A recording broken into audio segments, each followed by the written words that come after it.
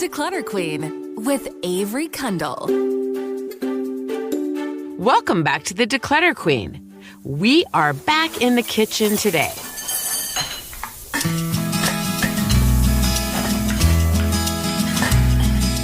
We're going to tackle a part of the kitchen that often gets overlooked. Those big, heavy, often forgotten items.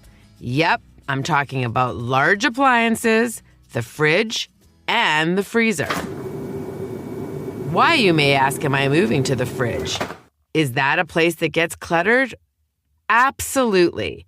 Especially when your fridge is stuffed to the brim with expired dressings and mystery leftovers. Also, you can declutter large appliances, even if they're built in. Let's get into it. Section 1. Large appliances. So let's start with the big guys. Your stove, oven, dishwasher, maybe even microwave, possibly washer-dryer if they're located in your kitchen. You may not be removing these appliances, getting rid of them, so to speak, but you can absolutely declutter around them and inside them. So first, I want to suggest that you clear what's on top and around them. Okay, what am I talking about? So that pile of mail on the microwave? Get rid of it. Are your blender and toaster permanently cramped on the stove? Find them a better home.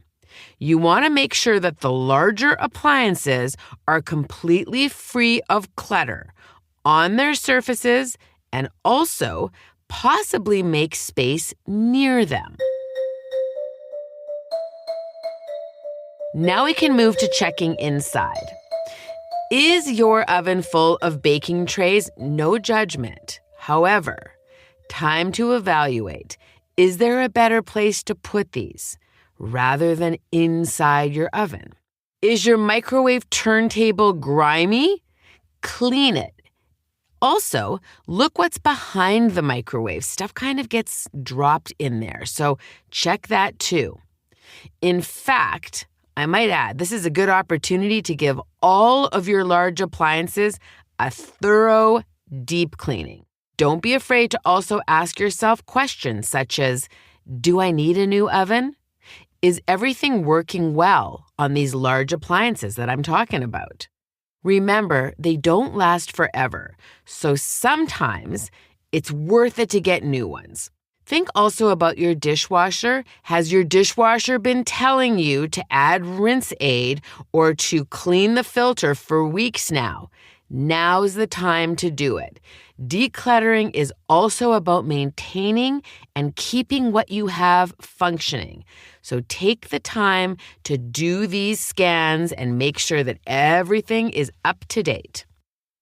One of the things to look at too is you may have an air fryer. They have been all the rage over the last few years, and everyone I know has run out to get one. But what I will say is this. Your oven may have an air frying function. So do you need both? There can be large and they can take up space. So if you've got appliances that do the same thing, you can get rid of one. Decluttering the refrigerator. Now let's crack open the fridge.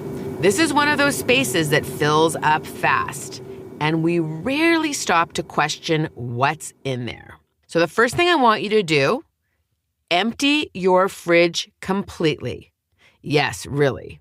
Use a cooler or box if you're worried about things warming up, but I do this often, and truthfully, nothing stays out for too long. Time to do a thorough fridge clean. It's not every day that your fridge is empty. Take advantage. Clean out everything in your fridge. Now, check expiration dates. So toss anything expired or questionable. Say goodbye to that 3-month-old mustard crust and the half-used jar of pickles from 2 years ago. This is a great time to get rid of stuff that is not good anymore. When you're ready to restock, I like to group like things alike. So, As much as you can, put your condiments together. Have your dairy in one zone. Produce where it belongs. Fruits on one side, vegetables on another. Oh yeah, and by the way, now's the time to check your fruits and vegetables. Anything looks wilted? I have a suggestion coming up. Stand by.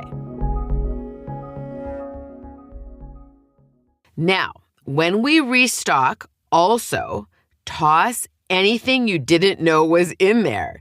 If you didn't know it was there, you're probably not using it. Another cool idea is to create a use me first area. Now you can have this in any part of your fridge. It could be for leftovers or ingredients that are almost at their limit. Put these things front and center so you'll use them quickly.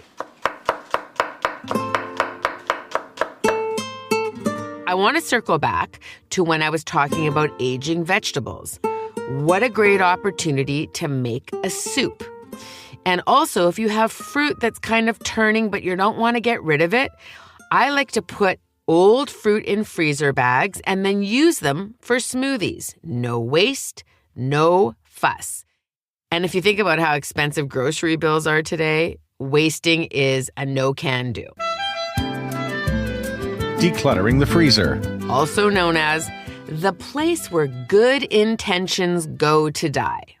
So I know I just told you to put fruit in freezer bags. However, they can't last forever. So if you have 9 frozen bananas that you were going to turn into banana bread 2 years ago, those have to be thrown out.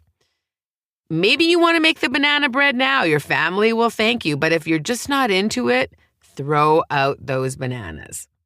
That last little bit of dinner that you were for sure going to eat for lunch 2 months ago, get rid of it. Other things that are unrecognizable, covered with freezer burn, get rid of that too. So, pull everything out of your freezer. This is important. Again, great opportunity to clean it out. Whatever you decide to keep, I would suggest to label and date it. So here's where you check if it has freezer burn, smells weird, or is unidentifiable, let it go. But what's staying, label it so you know the date and what it is when you're going ruffling or shuffling in there for finding things into your freezer. The next step is to categorize or organize what's left. So, frozen veggies, put them in one area. Meats in another. If you've got some pre-boxed or pre-Tupperwared meals, put them in another section. Snacks. Use bins, baskets, Ziploc bags. These are great to help you keep organized.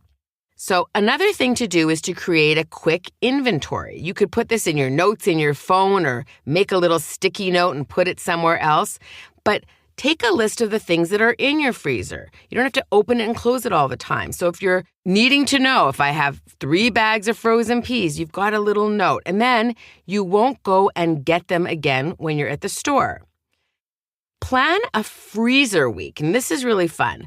Once a month, I call this freezer night, to use up older items. And it's a built-in decluttering system and a grocery budget win.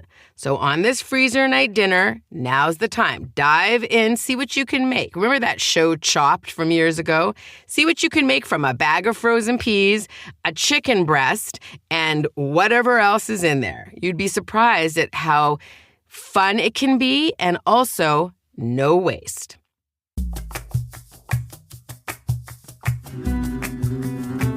Maintaining simplicity. So I'm going to give you a few tips on how you can maintain the simplicity. You've done the hard work. Now keep it up with a few simple habits. You may want to wipe down your fridge and freezer every week. At this time, you can also scan, see what you need, see what you have.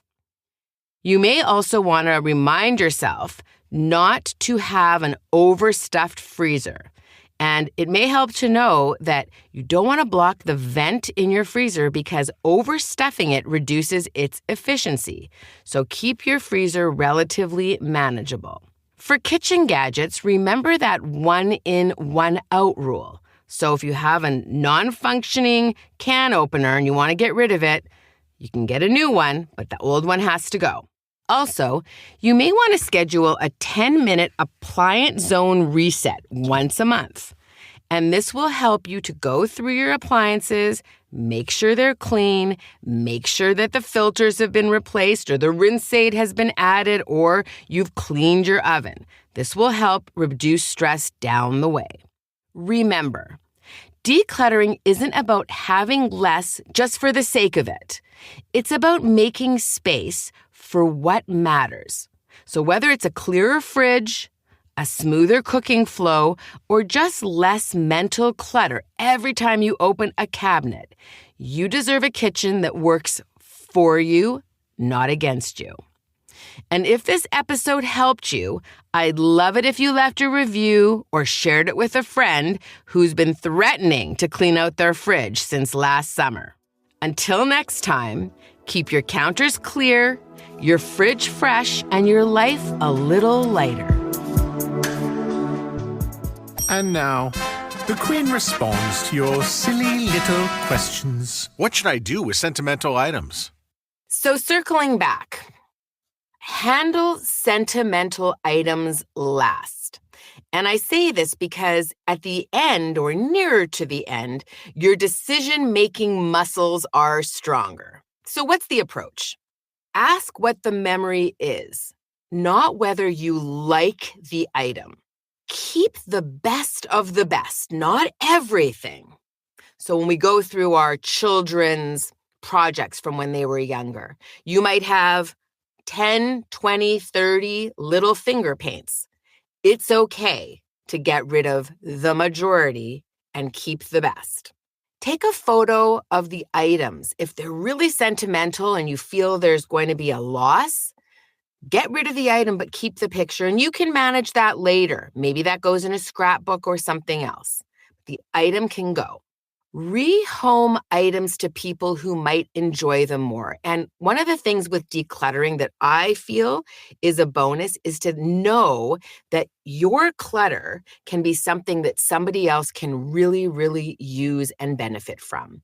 So maybe it's a family member, maybe it's a donation place, something else. But get rid of stuff that you're not using. Rehome them. And finally, you may want to create a memory box or even digitize letters, photos, artwork, your kids' schoolwork, so that that box holds the really crucial key items that you want to keep. Think in terms of honoring memories, but not storing clutter. I hope that makes sense. How do I know if I should keep something or let it go? The old prevention game.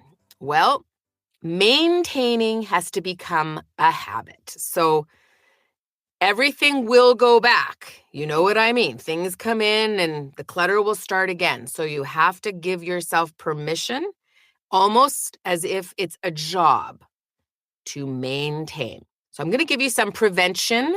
When I mean prevention, preventing the clutter from coming back, prevention strategies. First, follow the 1 in, 1 out rule.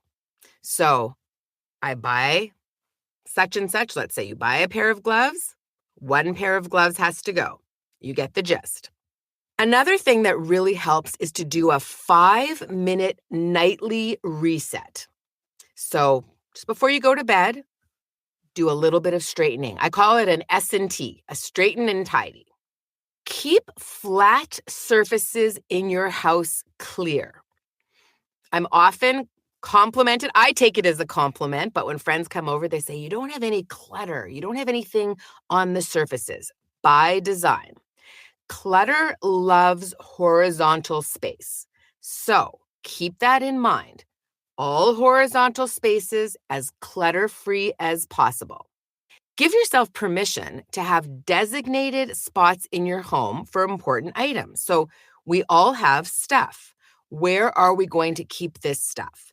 Once we create designated spots, I guarantee you, you will lose less things and you will have less clutter. And finally, shop intentionally. And this is a tough one for many of us, myself included. Wait a couple of days before buying non-essential items. So we get it in our mind we need something and we impulsively go and buy it. Wait, think it over. Keep something in your cart. 2 days. Clutter builds from unmade decisions. Okay, and I'll repeat that. It's important. Clutter builds from unmade decisions. So make your decisions intentionally, on purpose, and with purpose. And micro decisions happen daily. Think about them before you commit. Thanks for listening to The Declutter Queen with Avery Kundle. For more decluttering tips and tricks, go to thedeclutterqueen.ca. Produced and distributed by the Sound Off Media Company.